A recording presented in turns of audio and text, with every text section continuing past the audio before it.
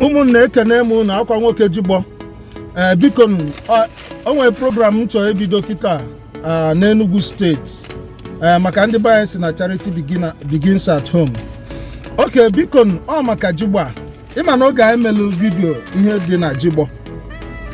Many churches shares it in their WhatsApp group, and some of them chọrọ Jigbo, ha chọrọ ịfụ Jigbo, ha chọrọ igolu Jigbo, mana ha mara ka ha ga-esi wee nweta.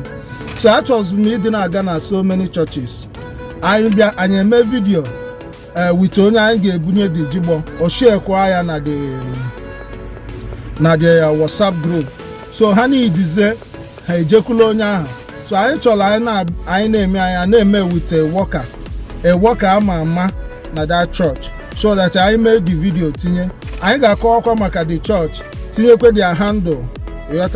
So today anyị bịa na Jesus Never Fail Ministry. So I get their handle so that you like you follow her. Kemalo ife ha na-eme dịkwa mma.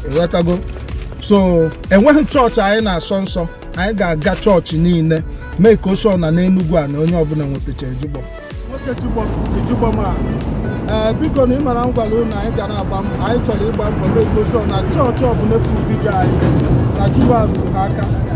Tata ihe a bụ the first church anyị na-aga.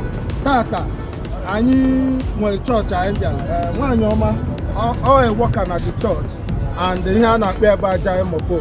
So nwaanyị ọma biko ka afa church dị ihe anyị bịara. Jesus Never Fail Prayer Ministry .obella. Confirm. Then again, ka address ebe ọ dị. Ọ dị na behind EFP station near Golf Estates. Okay.